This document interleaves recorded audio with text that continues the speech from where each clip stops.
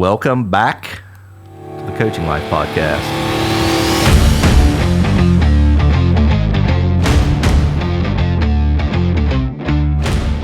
I'm Pat Martin. I'm here in studio with my friend, fellow coach, Chris Stewart. Well, I feel like instead of saying, hello, everybody, by the way, good to see you, buddy. I feel like instead of saying welcome back, we should just say welcome to this new show that we're starting. All right. I've had a few people reach out to me letting me know that it's been months and give me the number of months. Have you really? Yeah. Good. So people haven't forgotten. At least a few haven't forgotten. Nope. Good. Coach Amsbury. Yeah. Listens Ken in. or Christian? Ken. Yeah. Listens in from, I think he lives in Florida now. Pretty sure. Yeah. And, we're still busy. Yeah, it's true. Doesn't end. It's not over. No, it's just rolling. Well, shoot, the high school baseball season technically isn't over because it in my mind, that district all-star game that gets played from all the selections of the players that made the all-star game, that second week of June, that sort of puts a wrap on the season, and that still hasn't happened yet. It's June 12th, next Monday. So right. Well, from the time that we're recording this, it may have happened. Yeah. Well, we got the All-Ohio. And the All-Ohio game, the Augusta games. Yeah. Used to be the Mizuno games, but now it's speaking of the All-Ohio games, you guys need to, I don't know if people understand this or not, but Coach Pat Martin over here coached the number one overall All-Ohio pitcher in Division III, Ethan Stewart. Yeah. The number one overall vote in terms of the number of votes, the number of points that he earned. Yeah. He was on the top of that list. Yeah. Outstanding. Yeah, it took a lot of my time and hard work to get him where he is today. You know what I'm saying? And he pitched him against us, a Division IV school. Nah, I didn't start him against you. No. But he threw the last 2 innings. What we end up for 8 innings or 9 innings? 8 innings. 8 innings. Yeah, he brought him in the seventh, and then I didn't really want to bring him in I was hoping we got the lead in the seventh, in the top of the seventh.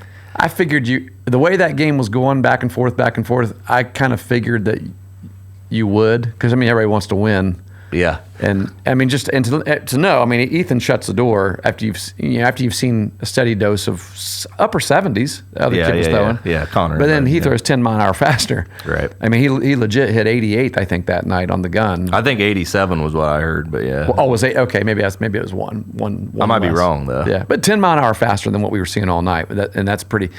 We had a little freshman though got in there and ripped it. Ethan Edwards ripped one down the third base line that your third baseman made a great play on. Oh, yeah, and Jace Bullington hit a gap. Yeah, well, he had the one hit. That's right. Yeah, I wish we had the seventh, the eighth and the seventh, and then I'd have felt better about it. Right. Well, see, I knew I was wanting to pitch him the next day. And, yes. I didn't really want to. Well, and also to be fair, the kid that you started had thrown 124 pitches. And Did so he throw that many? So he would have only been able to pitch to one batter in the seventh inning anyway. All right, but I could have brought someone else in. Well, yeah, that's true. You could have, I guess. But you had one that you were going to start that said he couldn't pitch that night either. So you still had another. You had an outfielder that you could have thrown as well that threw well against us the first time we saw you. Yeah, Hunter Smith. I think I had some options, but in the seventh I wanted Ede. I asked him to go warm up. I was hoping we'd score that run, and he'd come in, shut it down, and he didn't. But he came out. He's like, I want to go. I want to go. I was encouraged by the fact that because we didn't see Ethan, last year or this year, right? And I was encouraged by the fact that when they saw him warming up, our young guys got excited about it. That's pretty cool. Yeah, because they're in a game. They know this. If we win, great. If not, Meg should beat us. But let's back up off that mentality. I'm a Meg's grad, and listen. There should never be a time. That's old school mentality. If we want to get into demographics and things like that, I could definitely shoot that this argument down. This school is so much bigger. Let's many more athletes to choose from, Let's talk about the guys. participation percentage. Let's talk about the participation percentage. You had a full roster of JV players. We had 18 total guys for our entire season this year. And one of them didn't even expect to play. How many boys do you because have he was in coming high off school? bone cancer. And he finally got to play, which was awesome. That's one of your stories. It is, yes. Yeah, we got to talk about that. We got some stories to tell. I want to say this about Ethan. Yeah, and I said it at the banquet the other night that one, it's just been an absolute privilege to coach that kid. But here's why. I mean, obviously, it's like to say you're not going to miss his production would be it'd be a lie. How many games did he lose in your tenure there so far? Let's see. What did he? In my tenure, he lost just one to on the mound to Lucasville Valley. His last one. We lost 2-0. Yeah, this year. This year. Yeah. He didn't lose a game. Didn't lose last year. Wellston. We played Wellston into extra innings, but we removed him. He got the no decision. Yeah. But it's just his mentality. I mean, I went out to the field the other day. I mean, if kids out there want to know, this is a kid that he's got set up at home where he'll throw a bullpen by himself. Mm-hmm. He'll just get a bucket of balls and go out and hit spots in a net and throw it himself. And but I went out to the field the other day to do some maintenance on it, and he's out there in the parking lot doing his workout program that the Ohio University sent him. So yes, it takes a certain amount of talent, but if there is that element of working hard and working, if you have a passion to do it, don't be afraid to go out and do it because it can get you there. And that in and of itself it could be said that is the reason why kids who make it, why they are the ones who are where they are. He's getting ready to enter college, a four-year college Division I program where he's got a scholarship to play. Matthew Blanchard, who graduated from Eastern 3 years ago, just graduated from JUCO. Bryant Stratton had a great year, got picked up by Seton Hill, a phenomenal Division II school in the PSAC, who has currently 23 players in professional baseball, I believe. Yeah, nice. Most of those are pitchers, and he's going as a pitcher. Awesome. And Matty, so to your point, what you were just making about Ethan, Matthew is, and this is literally every day. Yes. Sunday through Sunday. Like still, not, it's, been working not skipping any days.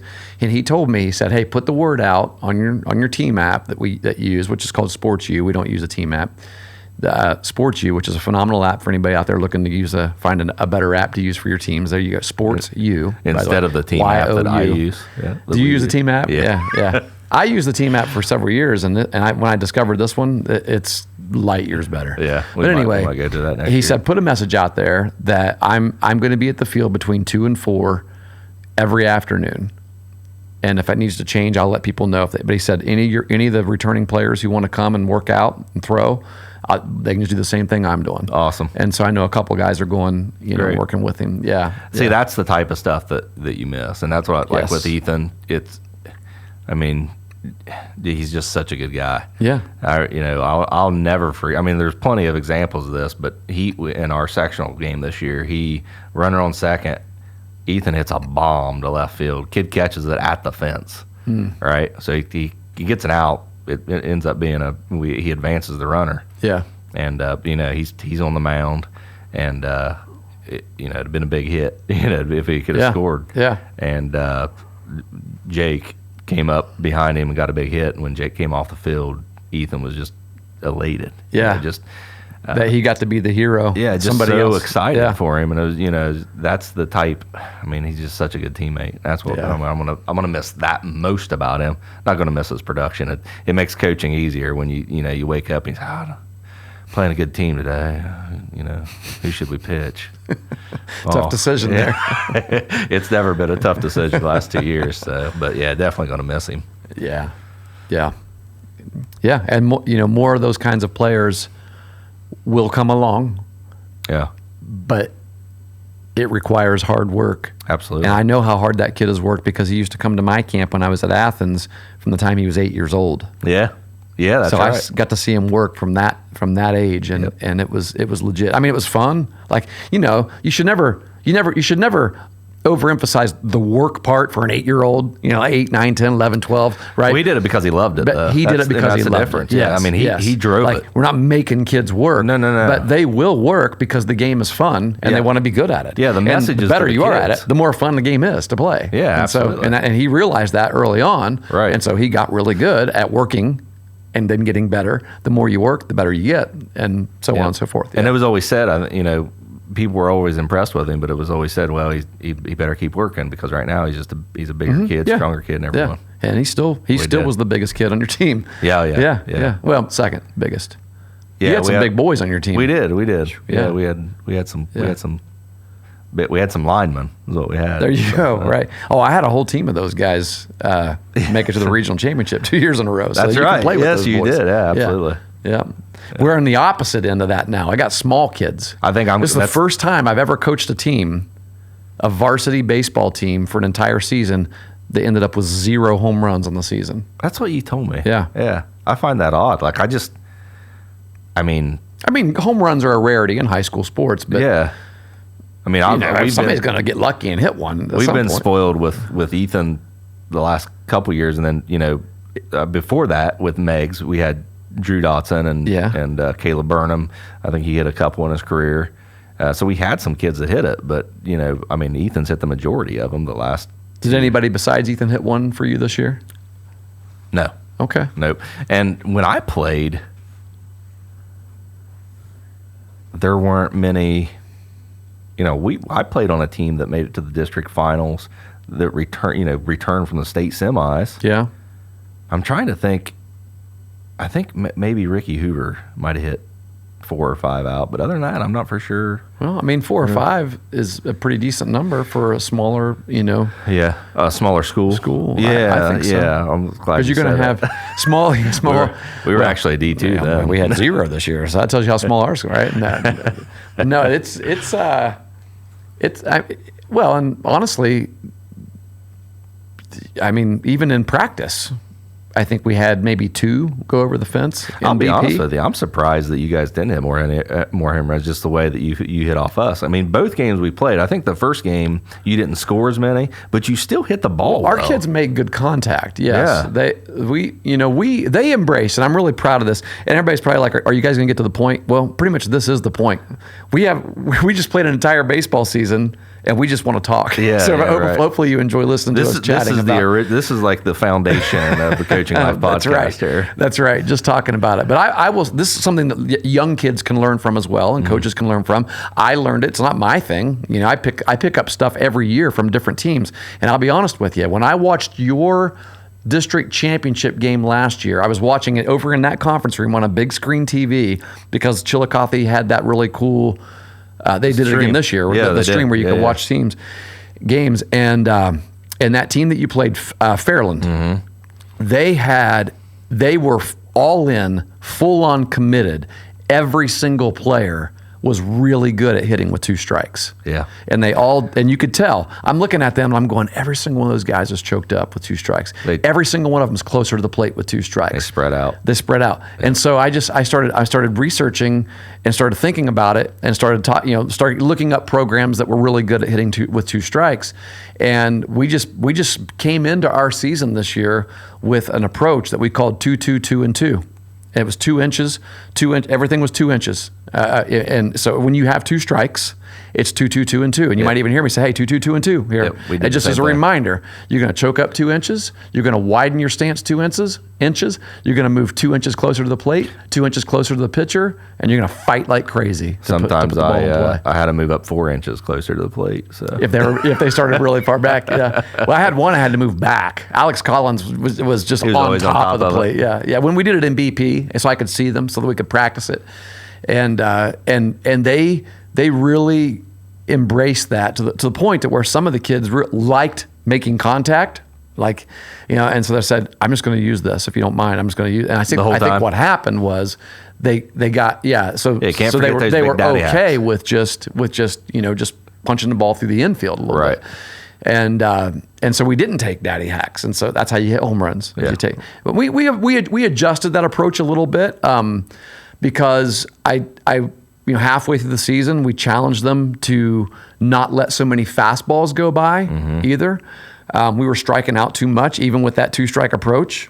They weren't looking strikes, right? And so we were getting in the hole too early. And so when you get in the hole early, and at upper levels of ball, you're not going to see very many fastballs. Yep, you don't want to have 2 strikes on you hitting. You really don't. Yeah. Your batting average goes way down in that situation. But I think having a plan in that spot helps you, Right. undoubtedly, because most hitters. The problem is when you get to that spot, it's not just physically hard, but it's mentally hard too, because Yes. you're in that. Yes. You're in a hole. And I really think the mentality of it is what it changed. It gave them a mentality, because what have I said for years? I've said, hey, 2-strike approach. Well, okay, cool. What is that? And so a couple years ago it was, well, we gave them an image to think about. Like a lot of our kids hunt, right? I said, when you go hunting, do you shoot the first thing you see? And they're like, no. What are you hunting for? That one. Come I on, really want. those Eastern boys do Right. shoot the first one they see, And then they so shoot can bring another it one, in and then for- another yeah. one. No, No, for but the no, meat, it's for the jerky. It's the jerky. Yes. But they got it. They're like, oh yeah, the hunting approach. I'm after that one. So when we talk about getting in with no strikes, standing in the box hunting. with no strikes, you're going to go hunting. Yeah. And then when you get 2, we're talking about fighting. You're going to swing. I mean, you're going to swing. You're swinging early. You're swinging at anything. You're fighting off anything you can. Yep. And so that was the only thing to think about when it came to approach. There wasn't anything physical about it. So we would say things like, hey, shorten up your swing here, right? Be short and quick to the ball. Well, how do you do that? Right. What does that look like, and what does it feel like? And so I felt like, you and I talked about this 2-2-2-2 approach. I felt like that was an actual physical thing that they could do. It felt different, and it actually said, this is what shortening up actually feels like. Yeah. And then they had some success And with they're it. prepared. And Yeah, sure. Yeah. Yeah, we didn't scoot up much to the pitcher, but we would choke and spread and get closer to the plate. And The whole point of that scooting up to the pitcher was to try to get that breaking ball before it breaks. yeah, And, right. Yeah. And we that's something we still need to get better at. So, but I've already been brainstorming ways to implement Yep. implement that into our players' head next year, because we took a lot. We struck out a lot this year, and we looked at a lot of strikeouts this year. We had a lot of backwards Ks. So. Definitely something that we have to get better at. Yeah. I'll bet you still struck out more of your opponents than you guys struck out. We did, Because you got a pitcher that had 14 a game or but it was 16 close. a game. I think Yeah. he ended up with 126 strikeouts. Gee, I can't Merry remember. Christmas. Yeah, that's two. How close is that? What's the record? I don't know. I don't know that we have the record. I mean, up I in was the a race. poll voter, and so I saw a lot of, in Division IV, I saw the number of strikeouts that a lot of these pitchers had, and 126 is a lot. Yeah, That's a well, lot. yeah. I think he had 119 last year. Yeah. Wow. So, yeah, he had a good. And the You big guys thing got to this learn year- how to play some defense next year. The thing is, we play our best defense with him on the mound. Because it's like, everybody knows. right, Yeah. And then when he's not, it's like, Well, oh, and there's something about, too, as a player behind him, your guys wanted to do well for him. true. I actually one time, actually, I think it was the game after yours. We started the inning with like 5 errors. We started the game with 5 errors. Why couldn't you do that against us? We had some errors against you that game, but they came off the field, and I said, if that's all the respect you have for Ethan Stewart, I don't know what to tell you. He was on the He mound. was on the mound. Yeah. And it looked like it burned, and we didn't make an error for the rest of the game. And we came out of it and won that game, so we got down early. We were down 3-0 with Ethan on the mound after the first inning. Well, and how do you? I was surprised. Well, for one, when I looked at the game changer and I saw that score, and it was in the first inning, and first of all, they didn't say errors; they said hits. Whoever Yeah, was keeping your game changer had them in there as hits. Yeah, it's not your wife, is it? No. Okay, no. good. We've got. Don't want to get you in trouble. We there. had a student doing our game changer. Yeah, and, so you had to go back and make some corrections afterwards. do that. Yeah, So I remember I scorekeeper. messaged you later. I'm like, man, they got on Ethan early, didn't they? And he's like, well, they weren't. did. But They even did. still, Yeah, they to did. make contact in the first inning, is a pretty big deal. They did. They did bury him up a couple times. And he's the kind of guy that if somebody makes contact on him and good contact, he's going to find another gear. Yes. Like I saw that, like in the 8th inning in our game, when was it? Actually, it was the 7th. It was Ethan Edwards was the last out of the 7th inning. He was our nine-hole hitter. Yeah. And so he was the last out in the 7th inning. He ripped that ball to the third baseline, and third baseman made a nice one-hop catch and threw him out. And then the next inning, Jace was our 2-hole, and so the leadoff hitter strikes out. Trey was hacking at it. All your guys swung at the bat, swung the ball. And then Jace comes up and he throws him 2 fastballs, blew him by him, and for some reason he threw him a changeup. Well, with 0-2. I told him he had to work and on he that. hits for a double in the college gap. next year. Yeah, he hits a double in the gap. Well, I wanted to call timeout and say to all of our guys coming up, no one's seeing anything off speed, and from this point forward, he's going to try to blow it by, and it's exactly what he did. I mean, yeah. Because he reached another gear. It ticked him off. He's like, you don't do this against me. That's one of the things, though, that I know people have talked to him about. I don't know if OU's coaches have talked to him about it, but we had the conversation too that he needed to improve his changeup a little bit, just the way that he threw it, and get it better, be more comfortable throwing it. Yeah. So he threw that a lot more this year. Good. And I told him to do that and spy. I said, go out here and have fun and work on your pitches a little bit. Yeah. And, so every once in a while, guys would barrel him up, and Right. they. Well, he's if you have change up bat speed, right, or slider bat speed, as I call it, then you're going to catch up with that. If he happens to throw one, make a mistake, leaves it out over the plate. Yeah. Well, what kind of how'd your season end? I mean, were you happy with your season? I mean, I was happy with Meg's it. I think Marauders were the TVC Ohio Conference champions. we were. You had the division. You had the defensive and offensive player of the year on your team. Yeah, from the co-offensive, conference. right? Yeah. Which to be honest with you, I'm not afraid to say this. I think he's deserved that for the last few years. But we were really young this year. We came in only returning 3 players with significant varsity experience. There were 3 starters from last year, and one of them was Jake, my son, who was a sophomore. So Ethan Stewart and Connor Imboden was our other starters, and we had some 3 very significant players. Sure, yeah, core. I mean, your number 1 pitcher, your catcher, and your number 2. Number 2, number 3, yeah. I mean, back and forth depending. 2A, 2B. I think I yeah. would say he ended up our number 2, but Yeah. threw well for us throughout the year and came in and had some big saves too. Yeah. To certain situations, but and he played shortstop for us most of the year. He's actually an outfielder, but So 3 very significant players. Sure, absolutely, which helps. But And yeah, then otherwise you were young. Yeah. Yeah, we had a bunch of sophomores, and we had some guys that played rotational time last year that actually had to play as the season went on and came up big for us. But early in the year, I thought, if there was flashes, we went down and we played Willersburg, and we played pretty well against them. Our pitchers pitched pretty well against them, and we kind of got caught on the train of, hey, if we play our game, we have a shot to compete for the league.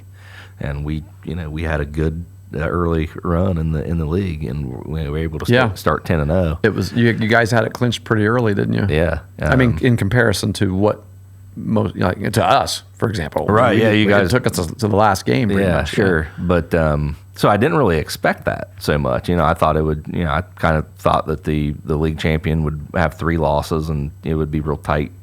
All the way to the end, because we really had a pretty. I mean, the league was pretty even this year in the Ohio division. Every team kind of had an ace that could beat someone else, and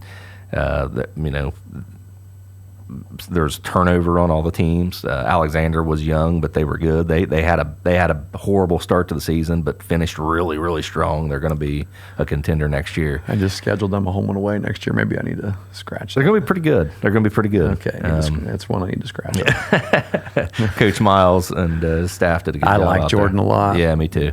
So I thought we, to win the league was a huge achievement for us. After we won the league, we went in a lull, and we weren't. It didn't seem like. And I know it's hard in that situation. You show up to the ball. You lost a field. bunch of games. You actually lost a league game after that. We lost after, two. after winning the league. Yeah, Wellston and I mean, Alexander nobody beat else us. was going to catch you. Yeah, well, I mean, no, right? Yeah, but it was like we kind of was like, oh, well, we're You just kind gonna of gave play your momentum baseball. away. Yeah. But I thought we caught it a little bit. We started to come back in the tournament. Lucasville Valley, really good team. Oh, yeah. They ended up beating. They beat. Well, this was their first time being in Division III in several Well, sure, years, and they've been running D4 for a while, but D4, but they've also within the last 5 years have been to the been to the state. They did, and they beat Portsmouth. So they beat us in the district semis, and they went on in the district finals and beat Portsmouth. I just can't believe Portsmouth is Division III. You expect them to be Division Yes. II? Yeah. They had some guys that crazy. could throw. Yeah, there's a a lot of schools in Portsmouth, private schools and such, that take away their enrollment. They were the 3 seed. Okay. And Lucasville Valley was the 5. We were the 8. So, we lost to a good team. George Arnett was the pitcher that pitched against us. He threw a lot of off speed. And threw it well. Had great command on the mound. They beat us 2-0. Yeah, I kept hearing Rick Ash on the radio saying, "Man, they can't hit this slow looping curveball." He just kept saying it over and over and over again. He threw changeups. I think he threw about 15 fastballs that game. Wow. And just enough to let us know, oh, here comes a fastball. But he pitched great. And his fastball was his off speed. Yes. I mean, you're right. Yeah, he threw it in there. So you got to start sitting on something that's not a fastball, right? When you step in the box. Then. Yeah. So we struggled with that. We weren't prepared for it. It was a mistake on my part not to have the guys ready to hit that off speed stuff as much. I just didn't. We didn't think we were going to see it as much as what he saw. Yeah. I don't know if that's how he's pitched all year or not, but he pitched a gem. Regardless, it doesn't matter. He threw well that day. I'll tell you, we saw a different pitcher from who we thought we were going to see in the district semifinal game. Oh, really? Against South Webster. Yeah. But having seen both of the pitchers that those get, like what they consider to be their 1 and 2 or 1A, 1B, like both of these pitchers are left-handed. One of them is taller and skinnier and gets more accolades, I think. But the one that we saw was good. Yeah. He was really good.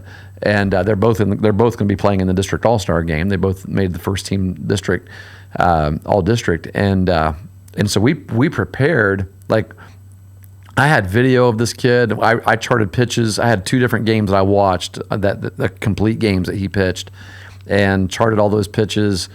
Could see from behind, or see from behind the catcher, how often he stayed out. A lot of those lefties like to stay out, 6 inches off the plate as long as the umpire's giving it to him, right, as a strike, and knowing that we need to get up on the plate, and so we practiced. We didn't have a lefty that could throw like that, and so or the one that we would want to throw to our kids a lot like that. We had a lefty that we could throw, but I also wanted him to be available for us as well. Right. And so we just put the pitching machine on, had it tailing away a little bit, and turned it up to about 77, 78, which is what that kid threw. And that's why you didn't ask me. And then we get in to come and throw, because you threw too hard. We'd have been out in front of everything. But yeah, that's it. But no, so we get there and we get their lineup and like, oh dang, he's not pitching. Well, then the kid goes out and warm up. I'm like, same thing. I mean, it looks pretty much the same to me. He was shorter, wasn't as tall and everything, but he was lefty. So you guys hit. So our kids were prepared. We hit the ball. We put the bat on the ball. It was just right out. We did not have a lot of hits though. What was the final of that game? 6-2. It was close. It was close, and we jumped out on them and scored first. Yeah. And then they just chipped they tied it up, and they scored another one, and then they scored another one, and they scored another, and we just could not get another run across the board. We'd get a runner on, and they were good. I mean, their pitching was good. Well, that's the thing. Yeah. I mean, when you get And they went to the regional semifinal. I mean, they won the district championship and went to the regional, and they lost to the team that's playing tomorrow for the state championship, Berlin Highland. right, Yeah. yeah, man, it's just tournament baseball is. Oh, yeah. There's nobody that isn't. I expect after you get out of the sectionals. I mean, even in the sectional, Rock Hill, didn't have a great record this year, but heck, they played us tough.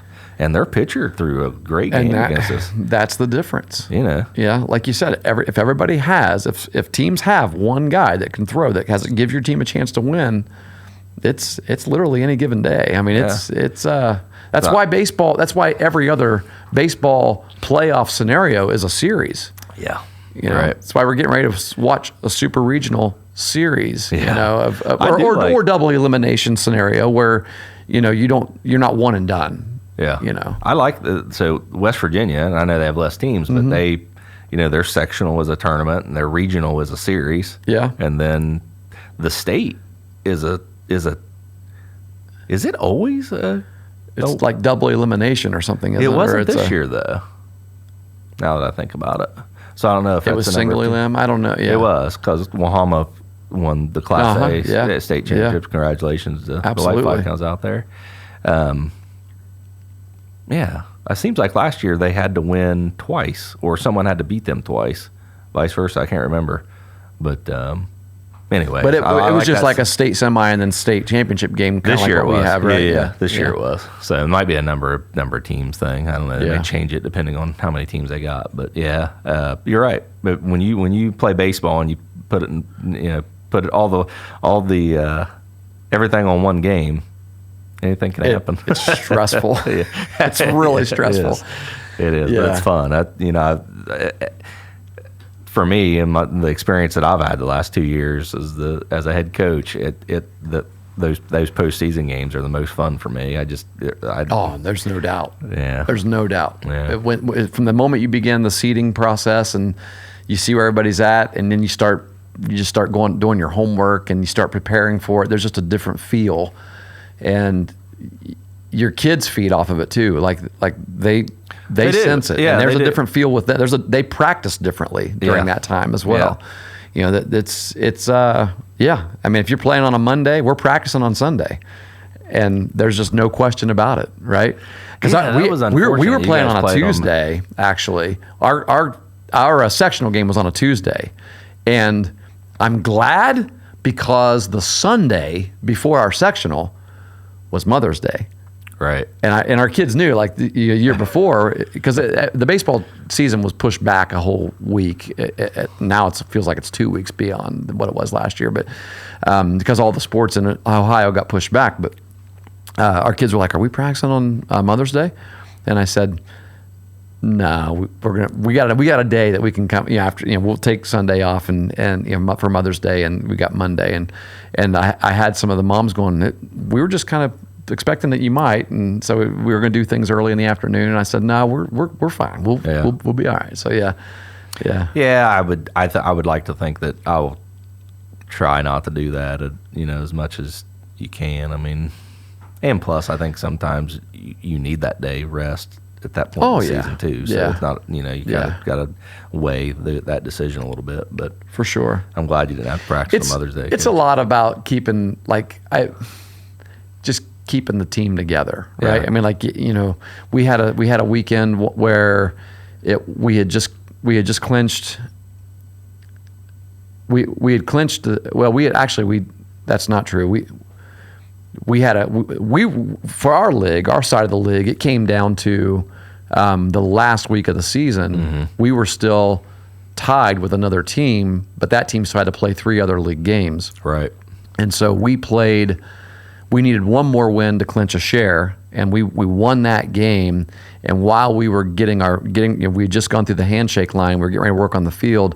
One of the dads of our players shouted down to me and he said, "Hey, Waterford also lost tonight. Southern beat Waterford. Yep. So our cross-county rivals helped us out. Thanks, And Tornadoes. said, that's right. Thank you, Southern Tornadoes, for helping us clinch it outright on that night. Because this was going to be kind of a cool thing. We had one of Waterford's games still to play was Right, us. right. That was our last league game, which would have been that Friday coming up. And so instead of clinching it then, where it was a must-win scenario to do it, we actually had already clinched Wasn't it. it funny because wasn't that game scheduled a week before? Or something, and then It rained got out? rescheduled twice. That's what I thought. The weather was awful there, and I'm thinking, man, I want to get this game. The Trimble game that we played to clinch the share almost didn't happen. We were one of the only teams playing that night. No, that's not true. It was our Paint Valley sectional game.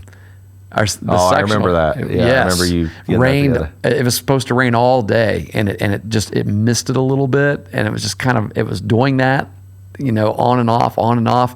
That field was wet, man. When we got it ready, I mean, it was fine. It was playable, but we had to put more conditioner on it throughout the game. But it was, but that's tournament. I mean, Yeah. We played on Thursday. had we not gotten that game in, then we wouldn't have been able to start our number one pitcher Right. in the next game either, because we Right. would have started him in the sectional, and then he would only had 2 days to rest, and most likely he would have thrown more pitches than needed. And that's almost an unfair element of high school baseball. Yeah. Because some teams are going to be able to do it, and if there's out of your control weather, something Right. happens that you have to move that game. Yeah. It could end up hurting. It Yeah. doesn't happen in softball, because softball you feel pretty good about throwing your. Well, they don't have the pitch same count rules, right? Yeah. You're simply Nor not, do they have the same kind of potential for injury based on Right. the way their arm moves. right. It's just a matter of how tired the pitcher gets, Yes. and when they'll be refreshed. Yeah. And normally they could go out and throw the next Come day. right. Well, yeah. Look at Jordy Ball. Yeah, for right, Oklahoma. right, yeah. Hey, by the way, speaking of Jordy Ball, that Oklahoma team's unreal. 61-1 this year. I mean, they've 2-0, won no. 53 games in a row, 2-0 championships. Sophomore You're ace about ready pitcher. to run another one. Yes. So I'm doing a wedding next weekend. Yeah. Bryce Kittrell getting married to his high school sweetheart. Bryce is a football player here at Ohio University, and grew up in Nebraska, just 30 minutes or so away from Omaha. So I've told you a couple stories about this. So I've gone through all their premarital counseling with them and everything, and they asked me to do the wedding, and so they got me a plane ticket out and all that. And so I got the flight. I'm looking over all the details this week, and I thought, daggone, June 16th, that's the day I'm flying in. Like, I think that's the first day of the College World Series in Omaha. Yep. So I texted Bryce. I said, hey, how far away, because that's also the rehearsal dinner that night. I said, how far away from the airport or from Charles Schwab Stadium is the rehearsal dinner? He said, 25 minutes. I said, okay. How far away is Charles Schwab Stadium from the airport? He said, it's practically at the airport. I said, Bryce, Game 1 of the College World Series starts at 1 p.m. My flight arrives at 12:20. I said, I'm getting a ticket. And he said, oh, you got to. I said, and so I went online and bought a ticket right then. So and, is that something that he goes to, that they go to? Oh, yeah. He said, I've been many times. He said, you got to go when you get a chance. Well, That's awesome. well, if you live out there, why wouldn't you? Right? Yeah. I mean, and he said, it's a great experience. I said, well, it's always been a dream of mine to do it. And it just fell in my lap this year. And I almost didn't take advantage of it until last minute. And so that's one thing. Well, the other night we're sitting there watching the softball World Series, and my daughter Kaylee said, hey, did you know that Alexa, who Bryce's fiance, her brother has dated and still dating, like high school sweethearts, and now they're still dating. His girlfriend is Jordy Ball, who's probably right now the most well-known college softball pitcher. And I said, oh, that's cool. And she said, yeah. He's like, yeah, obviously she'll be at the wedding. I'm like, sweet. So we're going to work on a podcast guest here. Oh, man, that'd be awesome. So it's at the wedding reception. I'm going to make my way around and talk to Jordy and say, hey, would you like to be on a nationally syndicated podcast? Yeah. No. Well, I'm glad you'd like to be on that. But there's this other world-renowned podcast. Yeah, exactly. Exactly. You should just take your equipment with you. Say, And just go ahead and get the interview now. hey, Jordy, you got a second? Yeah. Step over here. Let's chat. So That'd be really cool. that's actually not a bad idea, Pat. Because I mean, a phone will work. Yeah. The iPhone will work for a quick interview. Yeah, absolutely. That's a great idea. Yeah, if she doesn't want to come on for a full interview, you could just Yeah. have a couple questions. Can we have 10 minutes? Yeah. No. That's what. I'm at a wedding. The one place where she's probably thinking, I'm not going to get asked to do an interview. When you introduce yourself, you need to introduce yourself as pastor. That's right. Because who can say no to a pastor? There you go. I tell you, I saw an interview of two of the leaders on that team last night, and did you see No.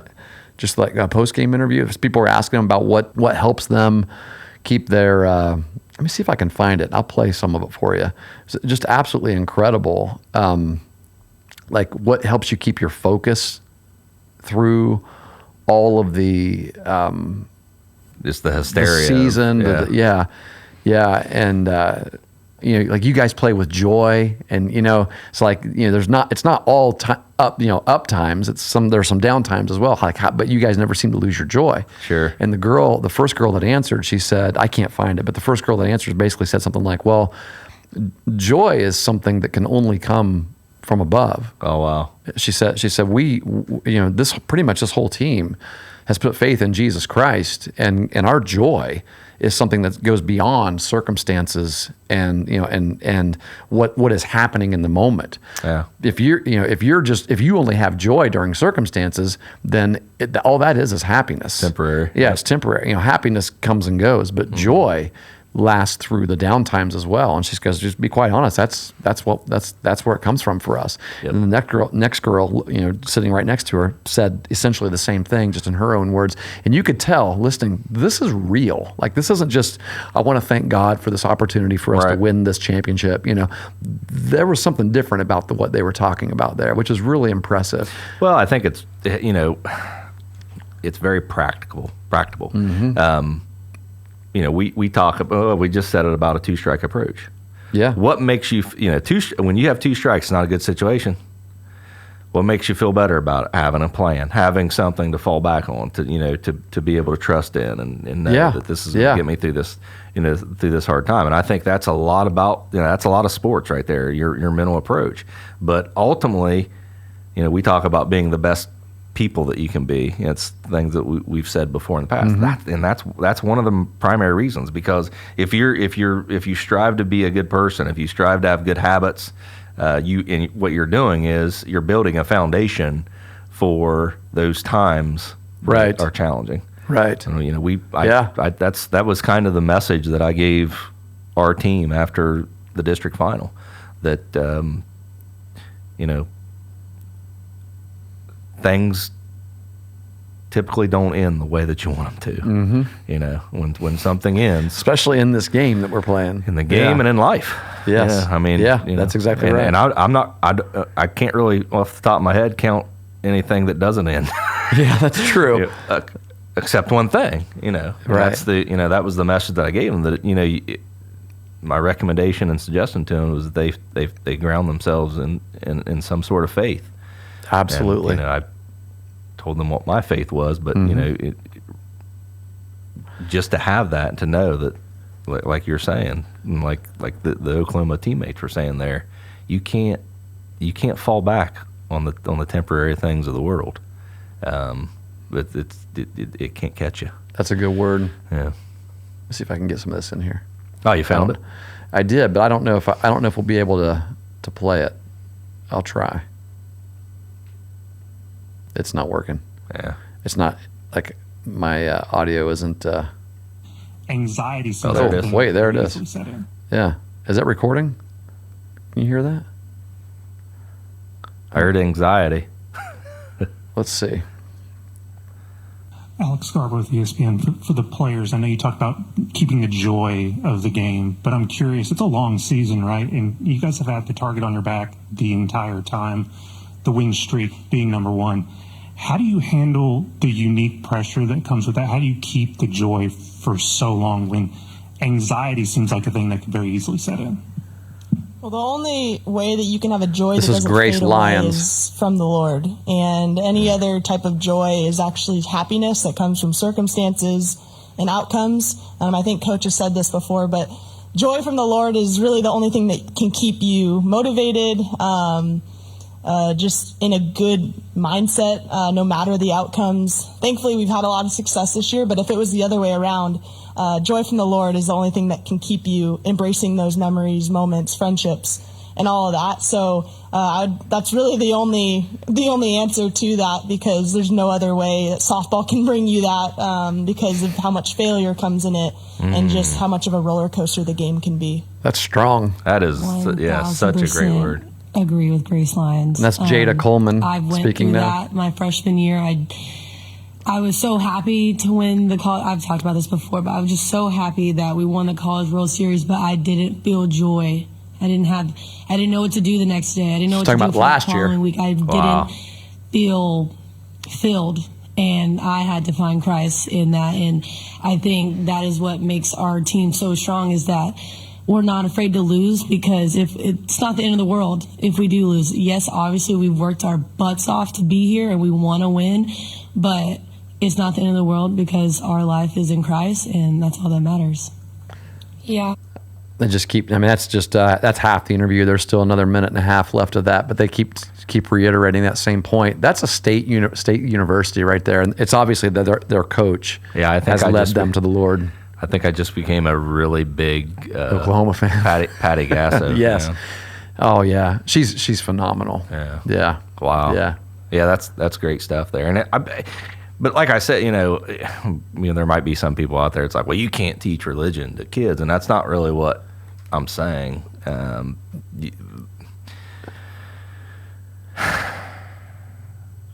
But what else are you going to find that doesn't, that does the same thing that we're talking about here? But And that's the beauty of team sports like this is there probably would be a lot fewer people who would take issue with that are in this realm. You know what I'm saying? Yeah. It's one of the things I love about team sport. It's like, come on, let's. I mean, yeah, that's the most successful softball team that we've ever seen.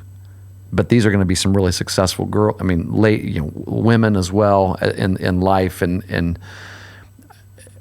the values that have been instilled because of the sport that they've played, and what what they're taking away from it.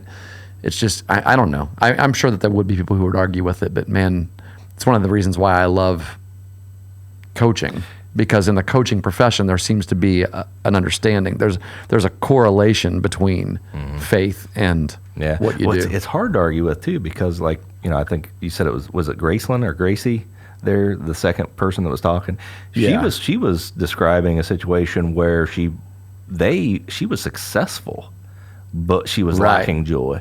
Yeah. And because that's what people relate. I think the definition of joy and happiness often get confused. Yeah, and I think the reporter there was confused too. The ESPN, because that's what he was saying. Joy is he was reconciling it with happiness, and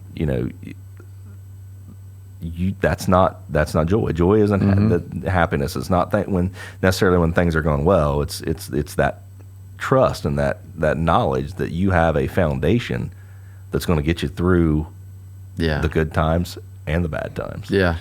That's joy. That's what it is. So that's awesome. I didn't hear that interview, and it's really impressive. It's really cool. It's a cool thing. But to me, it's a foundation. It's a fundamental idea that you when you get in situations, you have to have something that you can fall back on. And the stronger you build that safety net or that foundation, whatever you want to call it, the better you're going to be in those situations. Yeah. And that's winning and losing. It is. Life. It is. I've got a cool story. It's not a faith story, but it's a perspective story. It's a different. It's something that happened with our team this year. We had a player graduate this year who didn't play much for our varsity team. Didn't get much time. Yep. In the games.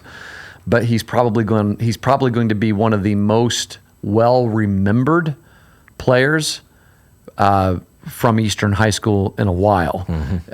In fact, I know that when we go and visit other teams and other schools, this is the player that they remember more than anyone, and he wasn't in the game. He wasn't in the game.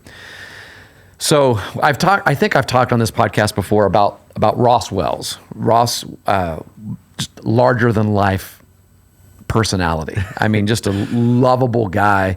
He's big. He's a big guy. Just has this. Just I don't know. I mean, just he's energetic.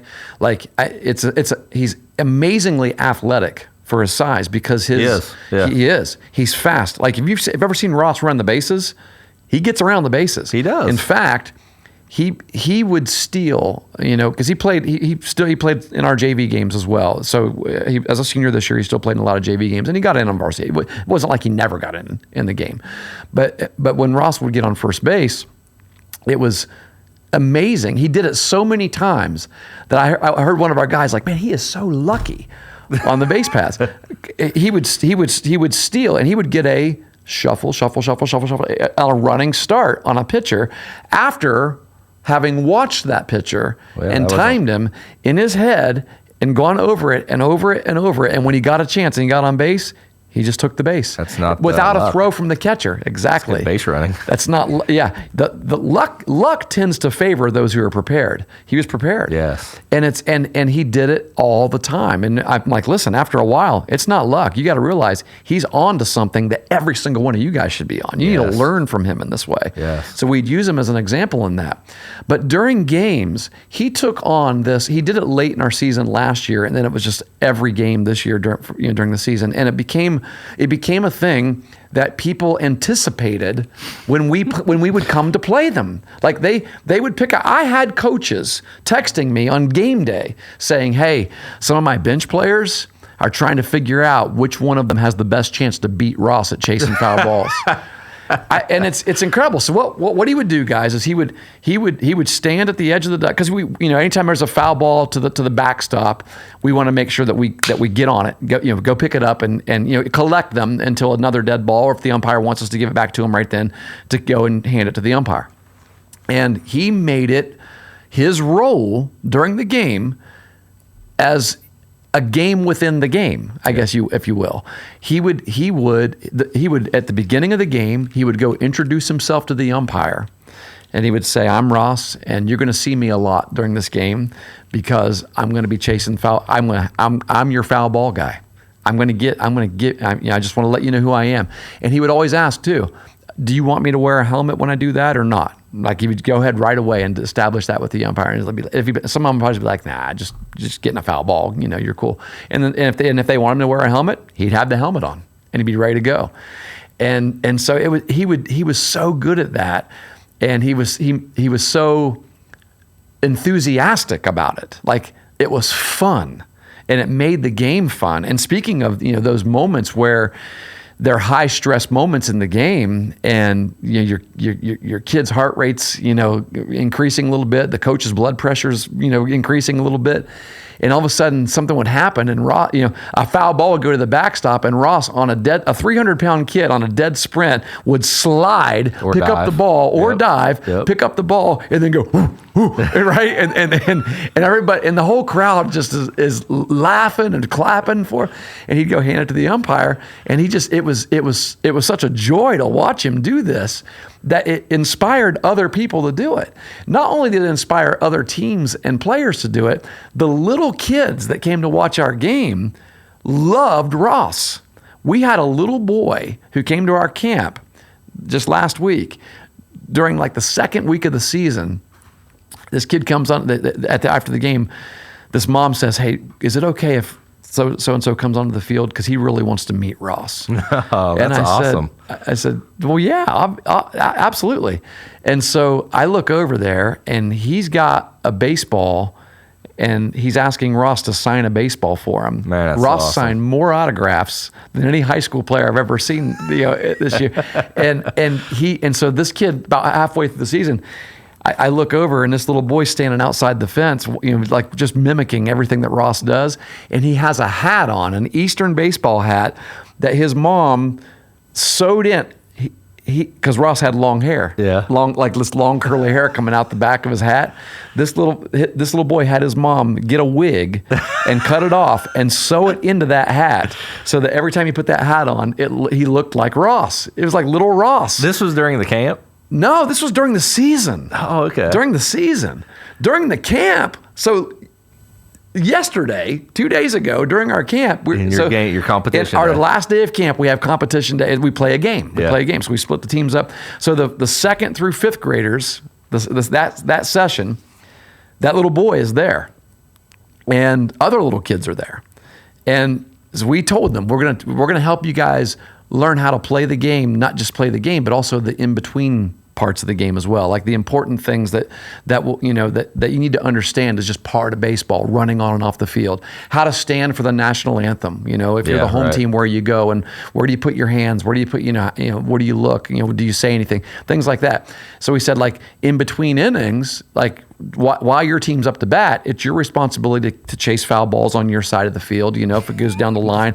And imagine these kids going out there and doing that during big we games. always want to make sure that somebody is chasing foul balls and doing it, with energy. Well, it didn't take, we wouldn't have even had to say it, because the first foul ball that went to the backstop, that little fella, who was actually a first grader, we let him in our camp, he's a first grader.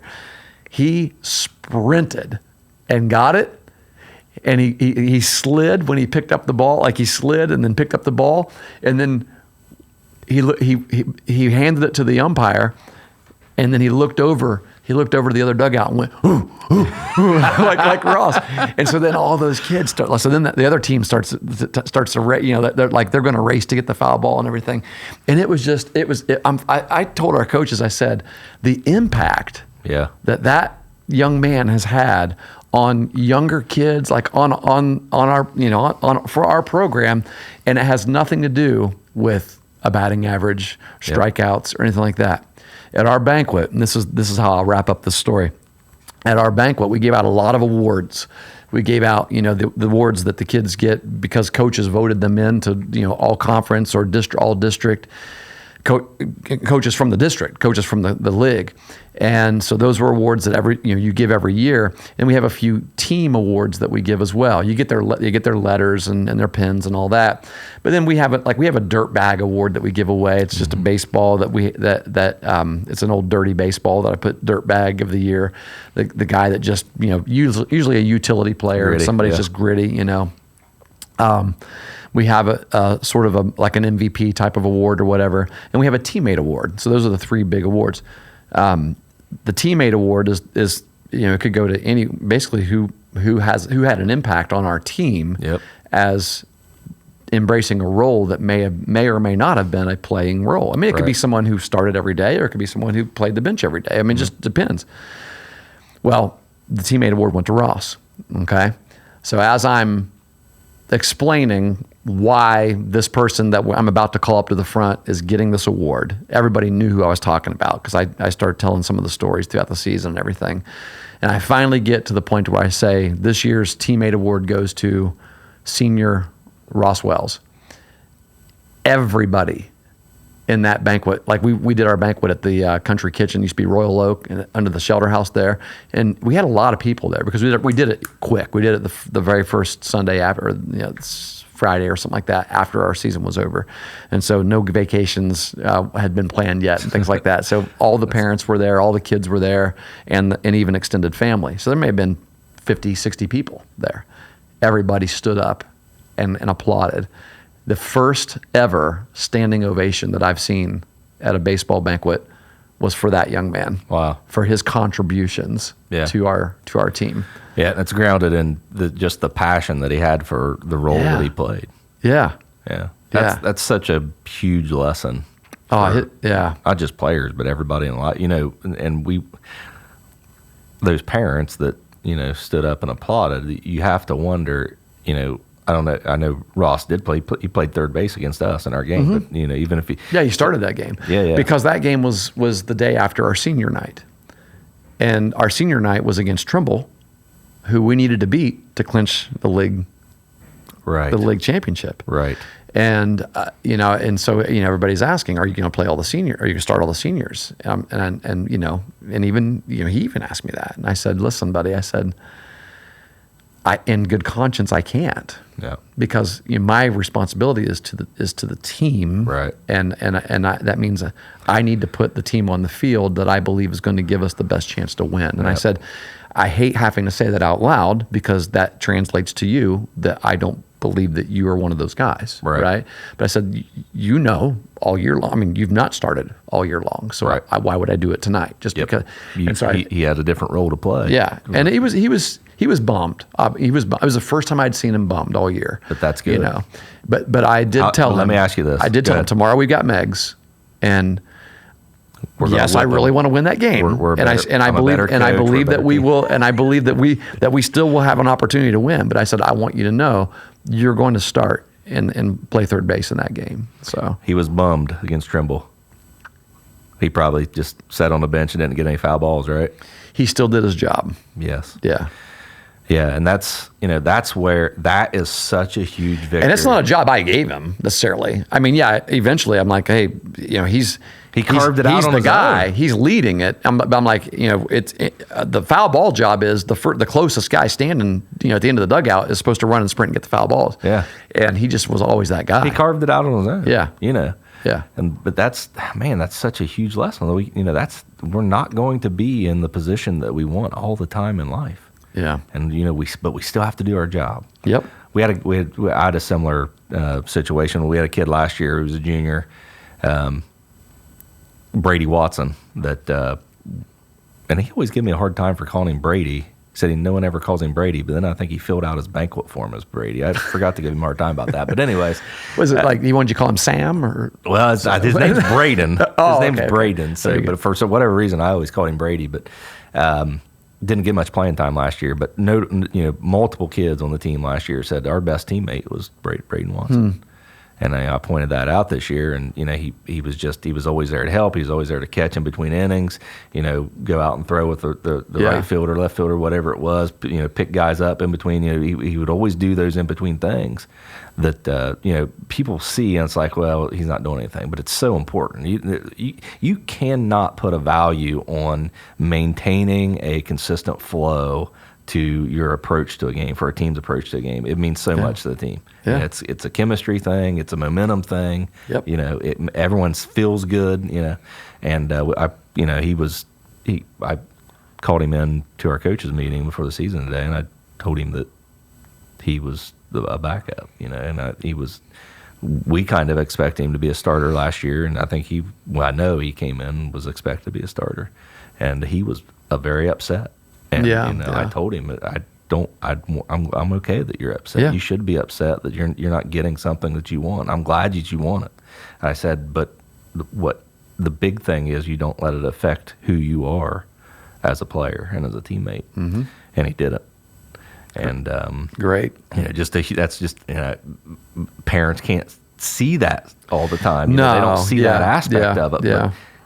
But that's a kid right there that I'm glad is going into the workforce, to be a responsible human being, because I think you can count on him when the chips are low. And ultimately, he ended up playing later in the season because our first baseman got hurt. He also got some time in the outfield, subbing in because we're trying to find some different lineups that would help our team hitting, and he got some playing time, so he worked through it. But for a period of time, he was very upset, and but still did his job. And I just really, he's a senior this year, but really, really proud of him. Really going to miss him. He was around. ready. Like he could have said, well, forget this. I didn't get what I want, so I'm going to quit. Yes. Or I'm, Right. But it wasn't ideal, and he maybe wasn't happy.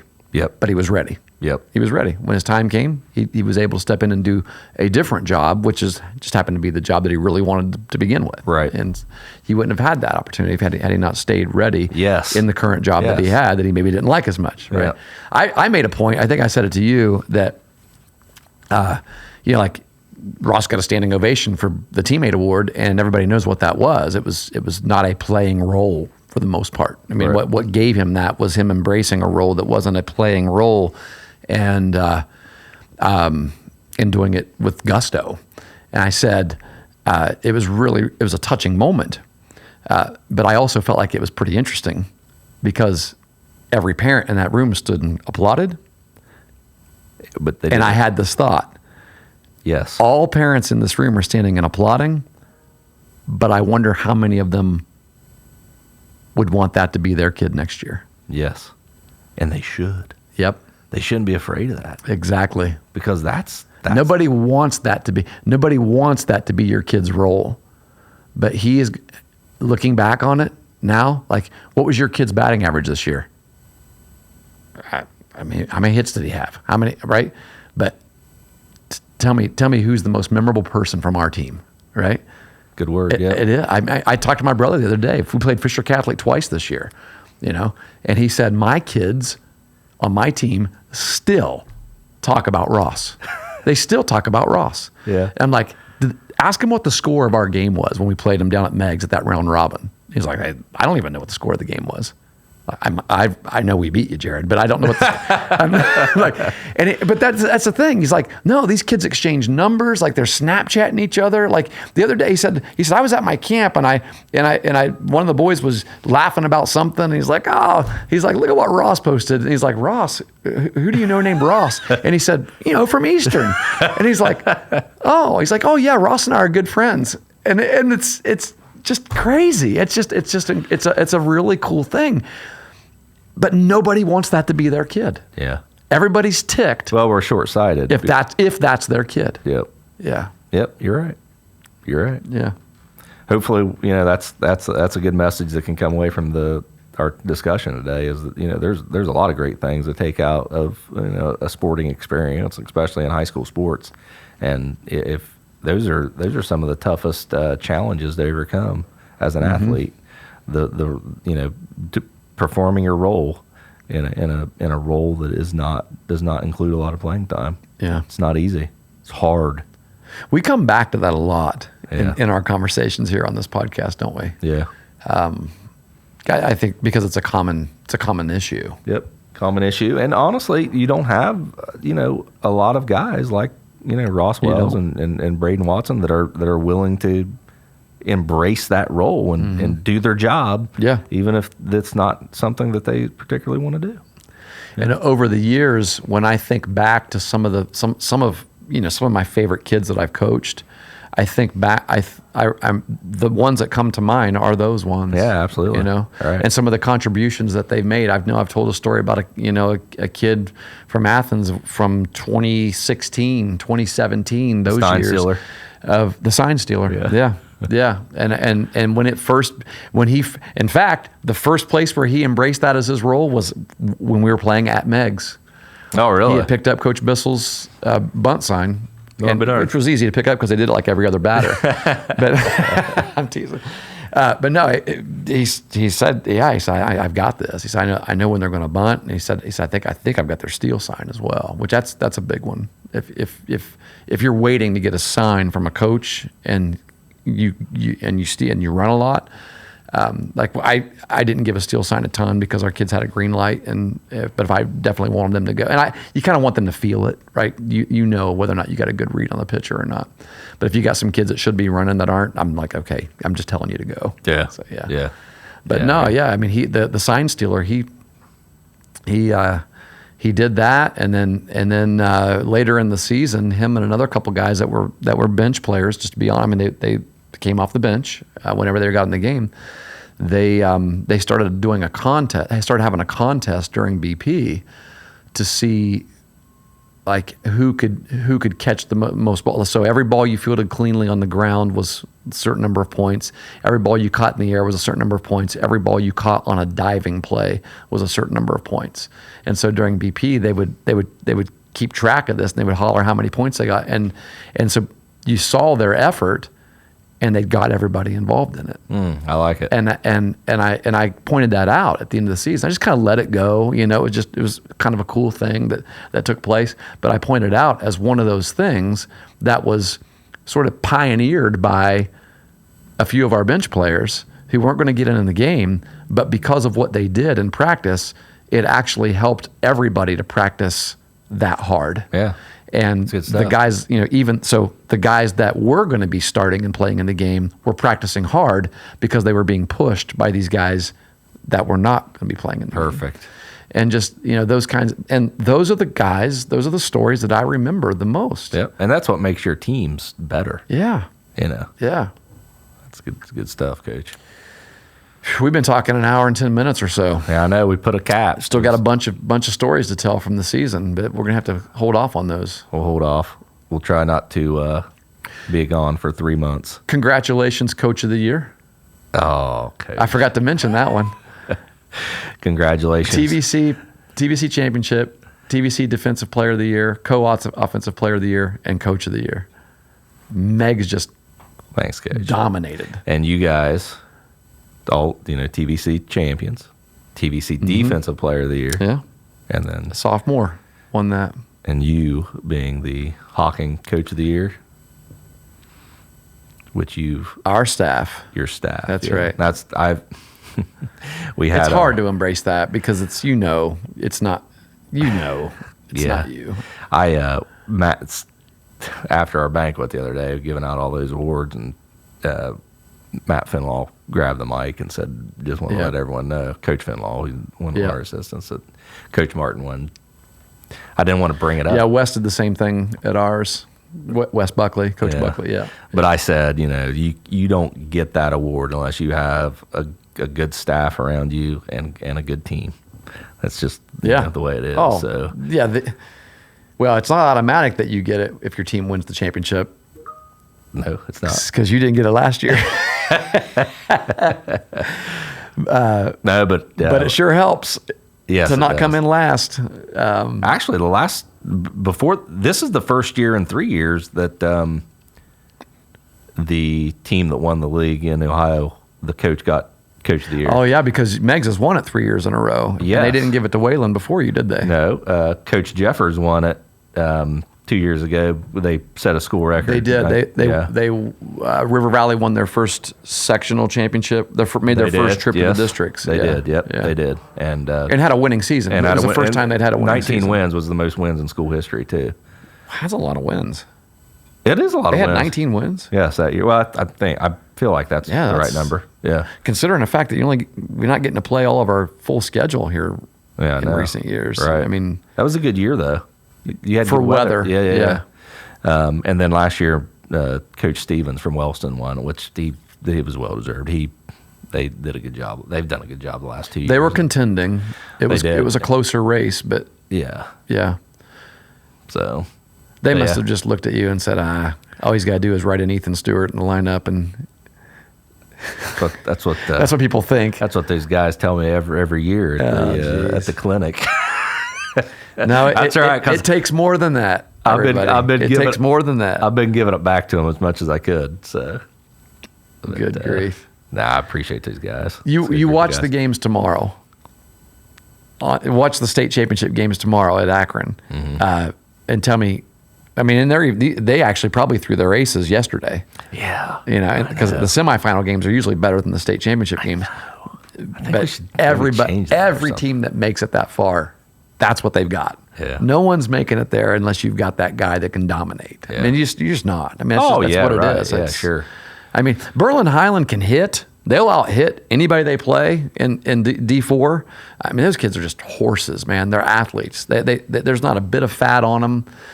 But they're big and they're strong, and it's incredible. I mean, they every player on that roster, about 20, I think I count 22 kids, is just athletic, and they hit well. I didn't see overpowering pitch. Like I saw the number one D4 pitcher in the state, Nolan Yoder is his name. They have a lot of Yoders on their team. Yeah. I mean, they're outdoor working folk, Yeah, right? And but it wasn't overpowering in any way. Yeah. I mean, it was decent fastball, good off-speed stuff. I mean, he had a couple innings where he struggled, but they had 18 hits against South Webster. 18 Wow, really? hits against the lefty that shut everybody down all year Yeah. in their league and in our district. Wow. Yeah, that's impressive. They can swing it. That's what you need. You need a dominant element. Yes. And that can come from pitching, that's defense, their dominant offensive. element. Yeah. It's hard to get them out. I feel like Willersburg was like that for a number of years. Not really. Yeah. I mean, they had good pitching. Yeah, they did. And a bunch of it. They played really good defense too. Played great really defense solid and hit the ball defense. well. Yes. Yeah, like 1 through 9 could hit the ball Yeah. well, which is what they did this year too. I mean, my goodness, they could swing it. But they had some pretty good pitching this year as well. Mm-hmm. They made a good run. Willersburg did. So. Good deal. Well, folks, it was good talking to you. Hopefully, we talk to you again soon. But it's good being back in the studio here, Coach. And Yes. Yeah. now we can breathe a little Good bit. to have you up here. That's right. Get all It those was good to words be on out that you've been campus. holding in for a while. Yeah. I'm sure we'll have a continuation next time we're together. So Well, and the 3 people that were waiting on this podcast, here you go. Over an hour long episode you can enjoy on your drive to vacation or wherever. So. right.